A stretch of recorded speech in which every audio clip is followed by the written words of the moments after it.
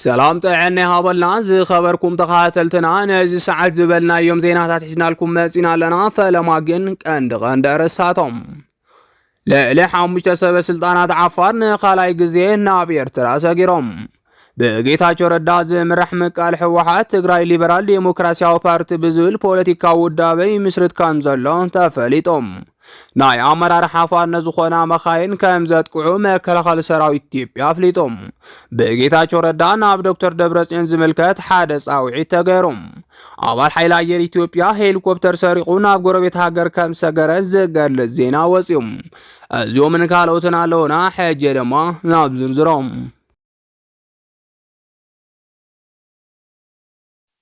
ልዕሊ 5 ሰበ ስልጣናት ዓፋር ንኻላይ ግዜ ናብ ኤርትራ ሰጊሮም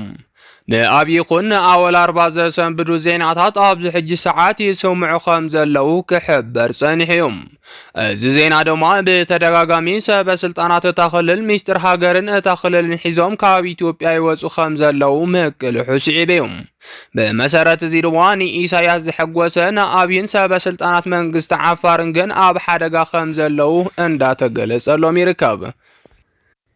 ምክንያቱ ድማ ኣብ ዓፋር ክልል ዘሎ ወተሃደራዊ ምንቅስቃስ ፌደራል ሓዊሱን ብርክት ዝበሉ ጉዳያት ሃገር በዞም ናብ ኤርትራን ዝገስገሱ ሰበ ስልጣናት ምፍሻል ሲዒቡ ምዃኑ ስለ ዝፍለጥ እዩ አብይ ወኪላት ኮሚቴ ሊኢኹ ኣብ ክልል ዓፋር ዝካየድ ዘሎ ኩነታት ዋላ እኳ ንምፅራየን ተሞከረም ካብ ስጋት ምፍራት መንግስቲ እቲ ክልል ግን ከድሕኖ ኣይከኣለን ነስዒቡ ድማ ነባር መንግስቲ ክልል ዓፋር ኣብ ሓደጋ ምፍራስ ምእታውን ብስፍሓት ይቃላሕ ምህላው ተገሊጹሎም ናይ ኤርትራ ሚድያታት ብወገነን ድማ ኣብያት ካብ ሰመራ ይስማዓሎ ብምባል እቲ ምኹብላል ሰበ ስልጣናት ከም ዓወት ይጽብጽቡ ኣለዎም ላዕለዎት ሓለፍቲ ክልል ዓፋር ኢትዮጵያ ናብ ኤርትራ ምእታዎም ስዒቦም ኣብታ ክልል ፍጹም ነውፂ ፈጢሩ ከም ዘሎ ድማ ብስፍሓት እንዳቃላሕ ይርከባም በኮሎኔል ኢብራሂም ዑስማን ዓሊው ዝተመርሑ ላዕለዎት ሓለፍቲ ክልል ዓፋር ንኤርትራ ድሕሪ ምእታዎም ኣብታ ክልል ኣብ መንጎ ብሄራት ዓፋርን ዒሳን ምትፍናን ነጊሱ ምህላው ድማ እንዳተሓበረ ይርከብ ብተወሳኺ ድማ ሎሚ ካሊእ በዓል ስልጣን ዓፋር ናብ ኤርትራ ከም ሰገረ ብስፍሓት ይቃላሓሎም እዚ በዓል ስልጣን ኢብራሂም ዑስማን ከም ዝበሃልን ኣብ ዓፋር ክልል ናይ ግብርና ሓላፊ ከም ዝነበረ ንምፍላጥ ተኻኢሎም ካብ ናይ ብልጽግና ሚድያታት ዝተረኸበ ሓበሬታ ከም ዘመላኽቶ ኢብራሂም ዑስማን ካብ ስልጣን ክልዓል ብምባል ናብ ኢሳያስ ምኹብላሉ ገሊጸን ኣለዎም ብተወሳኺ እውን እዚ ናይ ክልል ዓፋር ናይ ግብርና ሓላፊ ዝኾነ በዓል ስልጣን ካብ ስልጣነይ ክልዓል ካብ ዝብል ስጋት ብተወሳኺ ኢትዮጵያ ኣልዒላቶ ዘላ ናይ ወደብ ዓሰብ ሕቶ ብምቋም እዩ ናብ ኤርትራ ሰጊሩ ዘሎ ክብላ ኣብ ልዕሊ ሃገር ክሕደት ከም ዝፈጸመ ገይረን ዜና ቃሊሐን ኣለዎም ዛጊድ ድማ ልዕሊ 5 ዝኾኑ ኣመራርሓ حتى خللنا بيرترا مسجارم سعيبهم من قست خلل عفار عم فراسي ركب تبهايلو ببلصقنا تجمجي ملام بتوسخون حادث ولاد عفار زخونه أول حيل أير إثيوبيا نابيرترا سجيرو لزبل جمجمتات كاب إثيوبيا يسمع معلوم زي تفلالين عايزين عم تات كم زحبروه نا إثيوبيا من قست بمستر زحزو جندمانة مكلا سرايت أزي حدا جنيا زخونه زينا تسمع لهم زينا دمان زخونه برنامج تبهايلونا عفار كلل لعلوت هادرا حلفت سعينهم كم استوعز استنقرلو تولاد عفار زخونه ابرار هليكوبتر او عفار دحر معرافهم هليكوبتر سارقوني ارترا 5 غره اندات حبر يركب نز سعيبو دما الزينا مسمع سعيبو امونغوت مكلاخل سراويت كبيد مدنغاص فطيرو يركب እዚ ተወላደ ዓፋር ዝኾነ ኣብራሪ ሄሊኮፕተርን ኣባል ሓይሊ ኣየር ኢትዮጵያን ካብ ደብረ ዘይት ሒዝዎም ዝተላዕለ ላዕለወታ ኣመራርሓ ሰራዊት ኢትዮጵያ ኣብ ዓፋር ክልል ሰመራ ድሕሪ ምርጋፉም ብዙሕ ከይጸንሐ እታ ሄሊኮፕተር ሰሪቑ ኤርትራ ምኻዱ ይግለጽ ኣሎም ዜና መስምዑ ሲዒቡ ድማ ብርክት ዝበላ ኣብ ኣየር ትራክ ትኹረት ገይረን ሰርሓ ሚድያታት ሓቅነቱን ምርጋጽ ምንቅስቓስ ጀሚረን ኣለዎም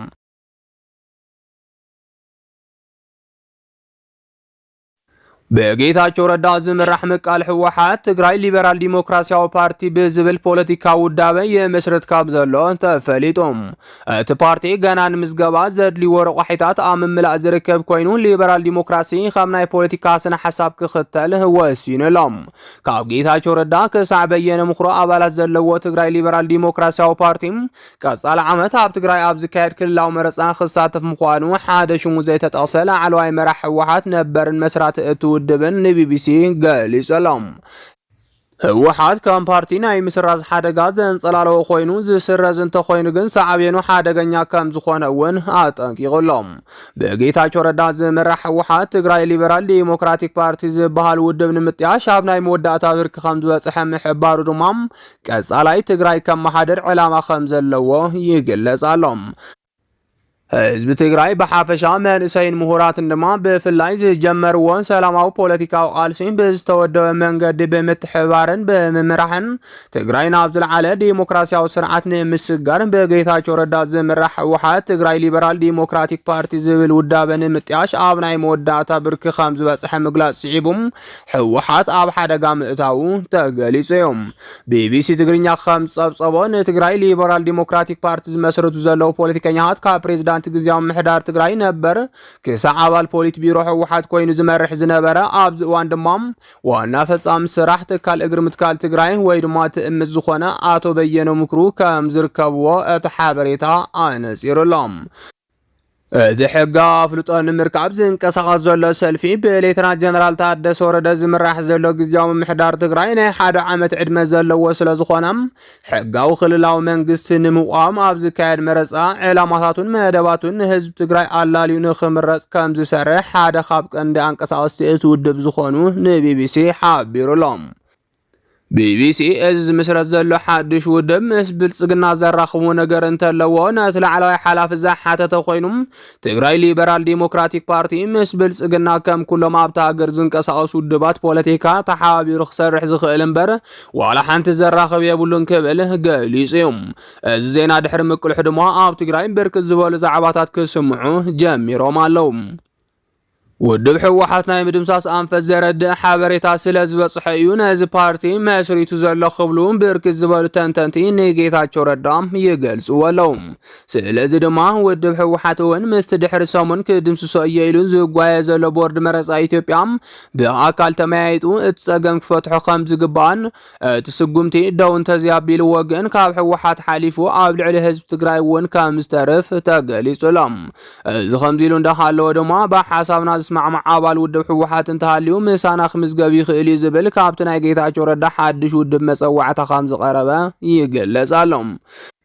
ናይ ጌታቸው ረዳ ሓድሽ ውድብ ኣመራርሓ ህወሓት ካብ ዝእገዱ ምሳና ክምዝገቡን ሓሳብና ክቕበሉን ምእንተ ህዝቢ ትግራይ ዕድል ክንቦም ኢና ምባሎም ብስፍሓት እንዳተቃልሐ ይርከብ። ዜና ድማ ንመራሒ ውድብ ህወሓት ዝኾነ ንዶክተር ደብረጽዮን እውን ዝምልከት ኮይኑ ዝሓዝዎ ውድብ ህወሓት ከይተሰረዘ ከሎም ምሳና ክሓብሩን ንትግራይ ክቃለሱን ንጽውዕ ዝብል መልእኽቲ በፂሕዎ ከም ዘሎ ይሕበር ኣሎ። እዚ እንትኸውን ድማ ሙሉእ ብሙሉእ በቲ ናይ ጌታቸው ሓድሽ ፓርቲ ክስማዕማዕ ክቕበልን እንትኽእል ጥራሕ ኮይኑም ህዝቢ ትግራይ ንምኽሓስ ብቕንዕና ነገልግል ዝብል መልእኽቲ ድማ ተኻቲትዎ እዩ።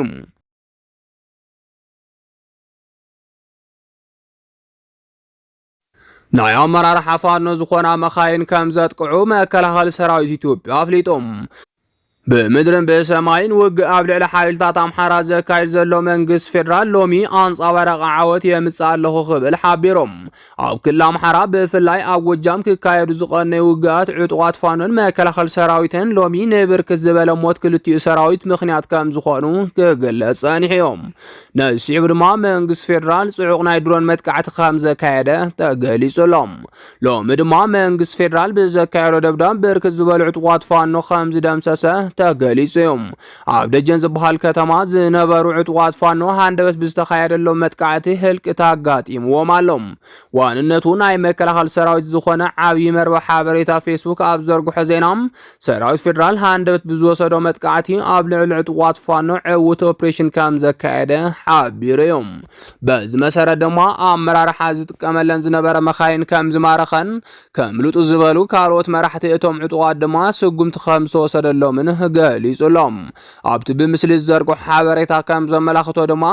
ህልቂት ፋኖ ዘርአየ ሓበሬታ ኣቃሊሑ እዮም። ብተወሳኺ እውን ኣብ ጎጃም ዝንቀሳቐስ ኣመራርሓ ፋኖ ዝኾነ ዘመነ ካሴን ብዝተገበረ ጥቆማን ናይ ድሮን ጥቃዓት ከም ዝተፈጸመ ተሓቢሩሎም። ከም ዝፍለጥ ዕጡቓት ኣምሓራ ዘካይድዎ ዘሎ ውግእ ንመከላኸሊ ሰራዊት እቲ ሃገር ፈተና ይኸውዶም ከም ዘሎ ክሕበር ጸኒሑ እዮም። በዚ መሰረት እውን መከላኸሊ ሰራዊት እቲ ሃገር ከካይድዎ ጸንሑ ውግእ ኣዝዩ ኣብ ፈታኒ ደረጃ ኣትይዎም ኣሎም ብፍላይ መብዛሕትኡ ገጠራት ተታኸለል ኣቢድቶም ዕጡቃት ምእታው ስዒቦም መንግስትን ሰራዊትን ኢትዮጵያ ኣብ መዋጥር ከኣቱ ኽኢሎም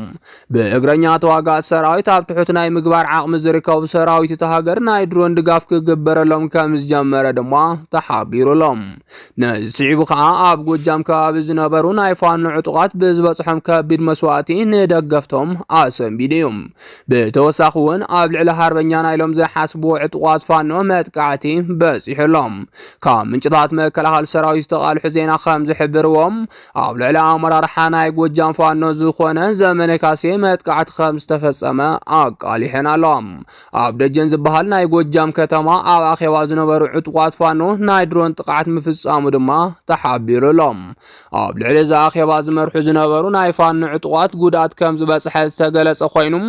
ሓደ ካብኣቶም ድማ ዘመነ ካሴ ከም ዝኾነ እንዳተገለጸ ይርከብ ነገር ግን እዚ ሓበሬታ ብኻልኦት ኣካላት እውን ዝተረጋገጸ ከም ዘይኮነ ዝተገልጸ ኮይኑ ብወገን ወሃብቲ ቃላት ፋኖ ዝኾነ ኣካላት ዝተባሃለ ነገር ከም ዘለ ድማ ተሓቢሩሎም ጀነራላት ኢትዮጵያ ዝለዓለ ውሽጣዊ ኣፈላላይ ከም ዘጋጠሞም ተገሊጾም ብሰንኪ ኣብ ክልል ኣምሓራ ዝተኻየደ ውግእ ኣብ መንጎ ጀነራላት ኢትዮጵያ ከቢድ ዝኾነ ናይ ሓሳብ ኣፈላላይ ከም ዝተፈጠረ ዝገልጽ ሓበሬታ ተዘርጊሖም ከም ዝፍለጥ ኣብ ዝሓለፈ ዜናና ናይ ኢትዮጵያ ላዕለዎት ጀነራላት ዝኾኑ ተወለድቲ ኣምሓራ ኩናት ከም ዘበላሸው ምሕባርና ይዝከር